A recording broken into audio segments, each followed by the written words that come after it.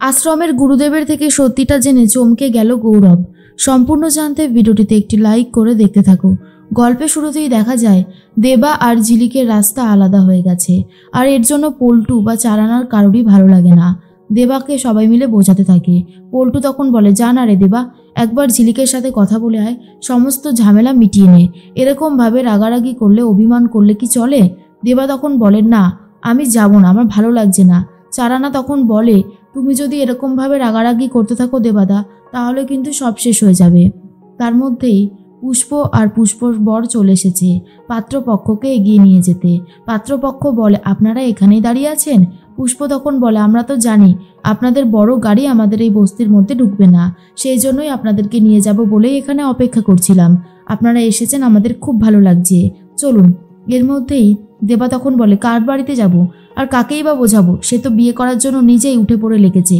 শোন, এই সমস্ত আউফাও কথা না আমাকে আর বলবি না, কথাটা যেন মাথায় থাকে। তার মধ্যেই সমতা এসেছে আর বলে, আমি তোমার জন্য নিজের হাতে খাবার তৈরি করে নিয়ে এসেছি, আমি তোমাকে খাইয়ে দিই। এরপর তো দেবা প্রচণ্ড রেগে যায় আর বলে, আমি এসব খাবার খাবো না, তুই এখান থেকে যা। সমতা তখন বলে, কেন? আমি তোমার জন্য এত কষ্ট করে রান্না করে নিয়ে এসেছি আর তুমি বলছো খাবে না? এরকমটা হলে কি করে চলে বলো তো? তার মধ্যেই চারানা বলে, আমাদেরও তো খিদে পেয়েছে, দে আমাদেরকে দে, আমরা খেয়ে নিই। সমতা তখন বলে, চুপ কর, তুই এখান থেকে যা তো, আমি এটা দেবার জন্য নিয়ে এসেছি, তোর জন্য নয়। দেবা তো শুনে রেগে যায় আর নিজের হাতটা দিয়ে ঘুষি মারে, হাতটায় অনেকটা কেটেও গেছে।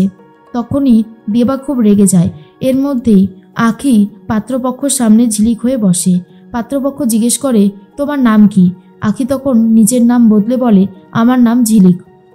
পাত্রপক্ষর তো ঝিলিককে মানে আখিকে খুবই পছন্দ হয় আর বলে, আপনাদের মেয়ে সত্যি খুবই সুন্দরী, ওকে তো আমাদের এক চান্সেই পছন্দ হয়ে গেছে। আচ্ছা, তুমি কি আর কিছু জানো? তখনই আখি বলে, হ্যাঁ আমি গান জানি। পাত্রপক্ষ বলে, গান জানো? বাহ, তাহলে তো খুব ভালো। আচ্ছা ঠিক আছে, তুমি একটা গান গেয়েই না হয় শোনাও। এরপরে আখি খুব সুন্দর একটা গান গেয়ে শোনাতে থাকে, যা শোনার পরে দেবা আরও বেশি করে রেগে যায়।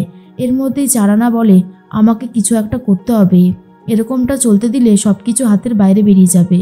এর মধ্যেই চারানা চলে গেছে লুকিয়ে লুকিয়ে, খাটের তলায় রয়েছে। আর আখি তো চারানাকে দেখে নিয়েছিল, ইশারা দিয়ে বলে, চলে যা, নাহলে কিন্তু খুব সমস্যায় পড়বি। কিন্তু চারানা একদমই যেতে চায় না আর বারবার করে বলে, দেবাদার হাত কেটে গেছে, তোকে যেতে হবে। ঠিক তখনই পাত্রপক্ষকে রীতিমতো বিরক্ত করতে শুরু করেছিল চারানা।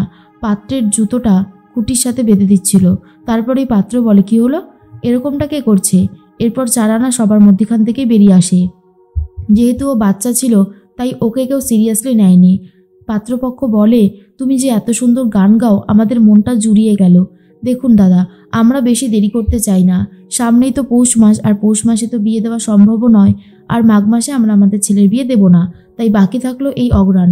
এই অগ্রাণেই যদি বিয়েটা দিয়ে দিই তাহলে কি আপনাদের খুব আপত্তি হবে? পুষ্প তখন বলে, না না, আপত্তি হবে কেন, একদমই হবে না, আমি রাজি। আপনারা আমাদের মেয়েকে পছন্দ করেছেন, নিজেদের বাড়ির বউ করে নিয়ে যেতে চাইছেন, এর থেকে ভালো আর কি হতে পারে? তার মধ্যে আখির খুব খারাপ লাগে, কিন্তু কিছু বলতে পারে না। তার মধ্যে পাত্রপক্ষ তো চলে যাচ্ছে। ঝিলিককে তখন বারবার করে সাবধান করতে থাকে পুষ্প। বলে, তুই কিন্তু নিজেই এই বিয়েতে মত দিয়েছিস, তাই এখন যদি কোনোভাবে তুই অমত করিস তাহলে কিন্তু এর ফল খুব একটা ভালো হবে না, কথাটা ভালো করে মাথায় রাখিস।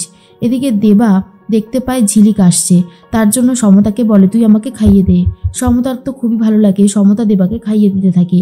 এর মধ্যে আখি এসে বলে, তুমি আমার বিয়েটা ভাঙার জন্য চারানাকে পাঠিয়েছিলে কেন?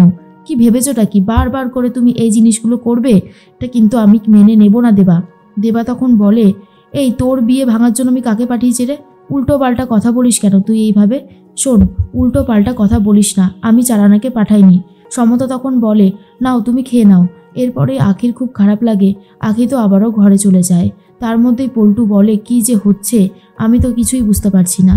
এর মধ্যেই ঝিলিক তো খাইয়ে দিতে থাকে রেবতীকে আর বলে, নিন আপনি খেয়ে নিন। খুব যত্ন করতে থাকে রেবতীর। তারপরেই ঝিলিক ঠিক করে, আখির ব্যাপারে তো কোনো খবরই নেওয়া হলো না, আমি এক কাজ করি, আখিকে ফোন করি। এরপরে আখিকে ফোন করেছে আর বলে, কি রে, তোর তো কোনো খবরই পাচ্ছি না, তুই ঠিক আছিস তো? তখনই আখি বলে, হ্যাঁ ঠিক আছি, আসলে আমার তো আবার বিয়ে ঠিক হয়ে গেছে না। ঝিলিক তখন বলে, কার সাথে? দেবার সাথে তো? কিন্তু আখি বলে, না, নতুন একজনের সাথে। ঝিলিক তখন বলে, নতুন পাত্র মানে? তুই তো দেবাকে ভালোবাসিস। দেখ আখি, তুই অন্য কাউকে বিয়ে করিস না। অন্য কাউকে বিয়ে করলে তুই সুখী হতে পারবি না। আর তাছাড়া তুই যখন দেবাকে ভালোবাসিস আর দেবাও যখন তোকে ভালোবেসে ফেলেছে, তাহলে তো অসুবিধার কিছু নেই। কিন্তু সমস্যাটা কোথায় হলো? আখি পুরোটা খুলে বলে। আর ঝিলিক তখন বলে, মা কিচ্ছু করতে পারবে না, তোর সাথে আমি দেবারই বিয়ে দেব। আসলে একটা কথা কি জানিস তো, ওপর থেকেই না সব ফিক্সড হয়ে আসে, কে কাকে বিয়ে করবে, কে কার সাথে সংসার করবে। তাই এ সমস্ত ভেবে আর কোনো লাভ নেই। তুই চিন্তা করিস না, আমি সবসময় তোর সাথে আছি।